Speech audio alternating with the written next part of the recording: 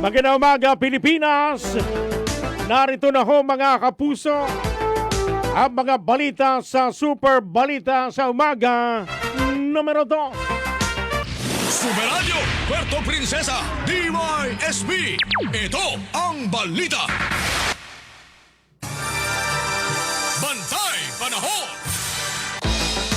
Patuloy na mararamdaman sa malaking bahagi ng Luzon ang malamig at malakas na bugso ng amihan.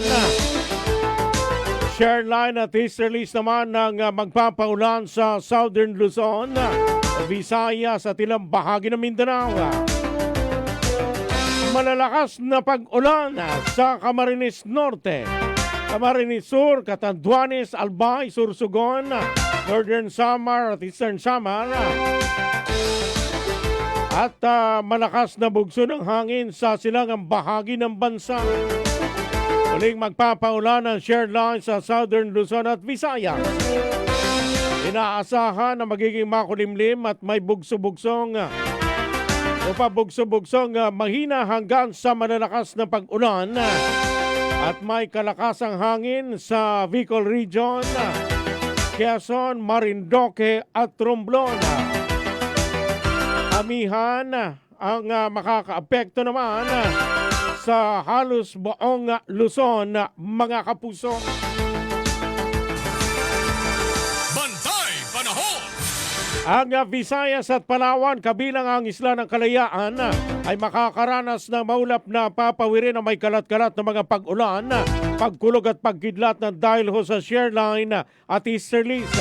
Ang Occidental Mindoro ay makakaranas na maulap na papawirin na may mga mahinang pag-ulan ng dahil ho sa amihan. At silangang bahagi ng Visayas ay makakaranas ng katamtaman hanggang sa malalakas na hangin mula sa hilagan silangan hanggang hilaga na may katamtaman hanggang sa maalon na karagatan. Ang natitirang bahagi ng Visayas, Palawan, kabilang Isla ng Kalayaan at Occidental Mindoro ay makakaranas na mahina hanggang sa katamtaman na hangin mula sa hilagan silangan hanggang sa hilaga na may mahina hanggang sa katamtaman na pag-alon sa karagatan. Bantay Panahon.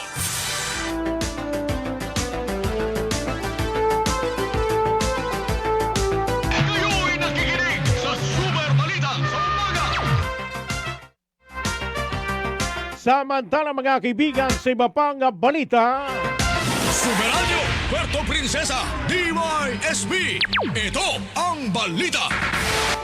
pagdiriwang ng bagong taon sa lungsod, mapayapa umano ayon sa Puerto Princesa City Police Office, mga kapuso. Super Radio Local News. Sabihin natin ang detalye ng balitang yan, si Super Kenneth Calumbres. Mayroon pong detalye ng balita. Pasok! Naging mapayapa umano ang pagdiriwang ng bagong taon sa lungsod ng Puerto Princesa. Ayon sa Puerto Princesa City Police Office, 6 na insidente lamang na may kaugnayan sa paputok ang kanilang naitala at pawang minor injuries lamang ang mga ito. Malaki umano naging papel ng Opulan Bandilyo Iwas Paputok Campaign at tuloy-tuloy na police visibility upang mapanatili ang kaayusan sa iba't ibang bahagi ng lungsod. Samantala, 5 individual ang naaresto dahil sa illegal na paggamit at pagbebenta ng paputok. Umabot sa 1,800 piraso ng paputok, kabilang na ang boga ang nakumpiska nila. Pinuri naman ng CDPNP ang publiko sa kanilang pakikisa at tiniyak na magpapatuloy ang kanilang pagsisikap upang mas mapanatili ang kapayapaan at seguridad sa lungsod ng Puerto Princesa. Ako si Kenneth Calumbres ng GMA Super Radio Palawan. Dapat totoo. Mga kaibigan, ang tamang oras sa Pilipinas, alas 5:49 na ako ng umaga. Kayo'y nakikinig sa Super Balita sa Umaga. Tuloy-tuloy po tayo sa ating mga balita dito pa rin sa Super Balita sa Umaga numero 2. Department of Education, sinabing fake news yung pong kumakalat sa social media. Nasa Enero at 12 pa ang pagbabalik ng klase. Super Radio Local News. Wag ho kayo maniniwala dahil ngayong araw ho yung simula ng pasok ko sa eskwela. Sabihin ko natin ang detalye ng balitang yan. Si Super Wilmar Abreya sa detalye ng balita. Paso! Ayon sa Department of Education o DepEd, ang opisyal na resumption o pagbabalik ng klase ay Enero 5 o ngayong araw ng Lunes. Ito ay alinsunod sa Department Order Number 15 Series of 2025. Sinabi ng DepEd na ang anumang post sa social media na nagsasabing Enero 12, 2026 ang pagbabalik klase ay fake news. Sabay paalala sa publiko na maging mapanuri sa mga impormasyong nakikita online. Iwasan din umano ang magbahagi ng maling balita at sumangguni lamang sa official na DepEd Philippine social media account para sa tama at napapanahong anunsyo. Base kasi sa kumakalat na post sa social media, extended ang Christmas vacation at sa January 12 ang resumption ng klase na tinawag ng DepEd na fake news. Ako, si Wilmar Abreu ng GMA sa Radyo Palawan, dapat totoo. Alas 5:51 na ho ng umaga. Samantala ito pong mga Coast Guard station sa Palawan sinuspende ang paglalayag ng maliliit na bangka na dahil ho sa epekto ng share line. Super Radio Local News. Namiho natin ang detalye ng balitang yan si Super June Vicer Bantaculo. Sa detalye ng balita, Paso! Nagpatupad ng suspension of sailing ang mga Coast Guard stations sa ilang munisipyo sa lalawigan ng Palawan para sa mga maliliit na bangka dahil sa epekto ng share line o salubungan ng malamig at mainit na hangin na nagdadala ng maulan, mahangin at maalo na karagatan. Ayon sa Coast Guard District Palawan, kabilang sa mga naglabasa ng Sea Travel Advisories ay ang CGL South Central sakop ang Brooks Point at Sofronio Española para sa mga 15 gross tonnage na mga bangka. Gayon din sa nasasakupan ng PCG Batarasa at CGS Balabac, habang 35 gross tonnage na kapasidad ng bangka naman ang pinagbabawalang maglayag sa bahagi ng Cuyo, Agutaya, Magsaysaya at Cagayan Silio, maging sa bahagi ng Taytay at El Nido kasama ang mga munisipyong sakop ng Calamian Island. Bukod dito, lahat ng uri ng sasakyang pandagat ay sinuspindi rin ang paglalayag sa Kalayaan Group of Islands. Nagpaalala naman ng CGDPAL sa mga mangingisda at manlalayag na mag-ingat sa pabago-bagong kondisyon ng karagatan at huwag piliting suungin ang malalaking alon at malalakas na hangin upang hindi madisgrasya. Ako si June Vicer Bantaculo ng GMA Super Radio Palawan, dapat totoo. Sumunod ho tayo doon po sa ating pong mga kababayan. Mahirap kung mayroon na naman kong mawala at madisgrasya sa ating pong karagatan. Alas 5:52 na ho ng umaga. Department of Labor and Employment o DOLE nagpaalala sa mga employer para sa mandatory submission ng 13th month pay compliance report. Super Radio Local News. Namiho natin ang detalye ng balitang yan si Super Wilmar Abreu. Sa detalye ng balita, Paso! Inaalalahanan ng Department of Labor and Employment o DOLE mga employer na tiyakin ang pagsusumite ng 13-month pay compliance report hanggang January 15, 2026. Ang sa DOLE, ang mandatory na pagsusumite ng compliance report ay upang ma-promote ang transparency at ang pagsunod o compliance sa labor laws.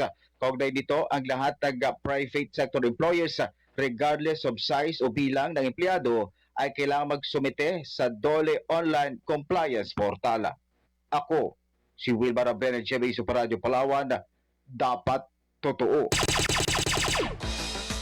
Kaya doon po sa mga employer na hindi pa ho nakakapag-comply, hindi pa ho naibibigay yung 13th month pay, nako, hindi ho kayo makakalusot sa DOLE. Alas 5:54 na ho ng umaga, mga kapuso. Kayo'y nakikinig sa Super Balita sa umaga. Punta naman ho natin ang balita mula kay Super Kenneth Calumbresa, dating taga-suporta ng makakaliwang grupo. Voluntaryo nagbalik loob sa pamahalaan sa bayan ng Brooks Point, Palawan. Super Radio Police Report. Alamin ho natin ang detalye ng balitang yan na Super Kenneth Calumbresa. Sa detalye ng balita, Paso! Voluntaryo nagbalik loob sa pamahalaan ang isang dating taga-suporta ng makakaliwang grupo sa Barangay Zarasa, Brooks Point, Palawan. Ayon sa First Palawan Provincial Mobile Force Company, kinilala itong si Lina na dating sumusuporta sa New People's Army na Bienvenido Valle Bercumad sa ilalim ng KLG South NPA Palawan. Ang matagumpay na negosasyon at pagkatras ng kanyang suporta ay naging posible umano dahil sa tuloy-tuloy at masusing intelligence operations ng PNP, AFP, Brooks Point Municipal Police Station at ang Provincial Government of Palawan Peace and Security Clusters, gayon din ang koordinasyon ng iba't ibang ahensya ng pamahalaan. Binigyang diin naman ng mga otoridad na patuloy ang kanilang panawagan sa iba pang mga kasama nito na samantalahin ang mga programang pangkapayapaan ng gobyerno para sa isang mapayapa at maayos na pamumuhay. Ako si Kenneth Calumris ng GMA Super Radio Palawan. Dapat totoo.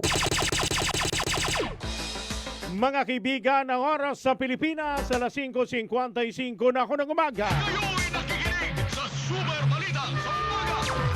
Tuloy-tuloy pa rin po tayo mga kapuso sa ating pong mga paghatid ng mga balita. Ito pa rin sa Super Balita sa umaga, numero 2.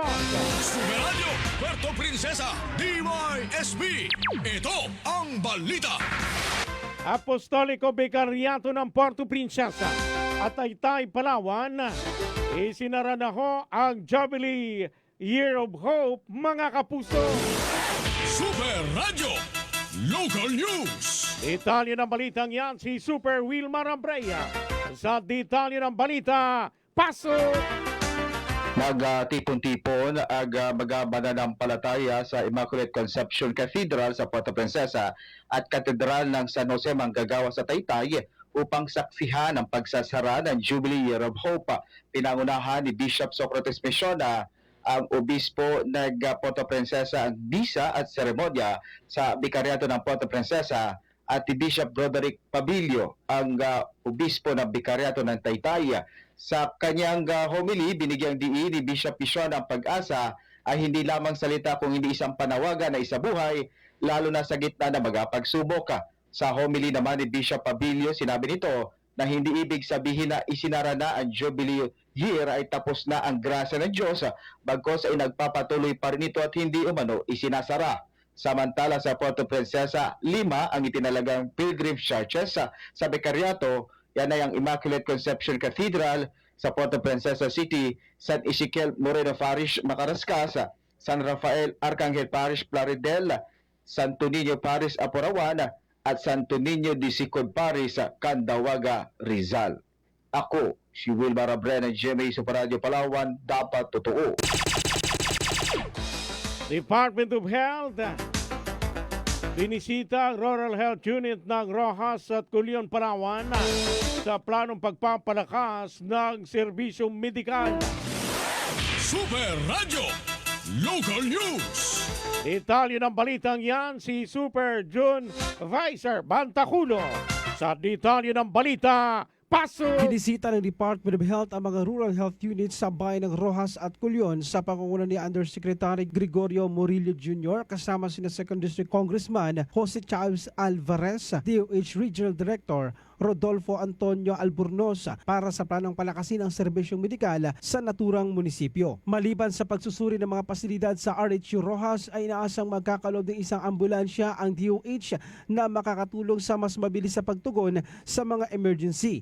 Habang sa bayan ng Culion, nakatakdang ipagkaloob ng kagawaran ang 50 million pesos para sa bagong rural health unit, building, mga makabagong laboratory equipment, sapat na gamot para sa RHU, dagdag na health manpower, bagong doktor to the barrios at karagdagang mga midwives. Samantala, inikot rin ng kagawaran ang ilang pang ospital sa mga munisipyo sa lalawigan upang tingnan at alamin ang mga pangangailangan. Ako si June Vicer Bantaculo ng GMA Super Radio Palawan, dapat totoo.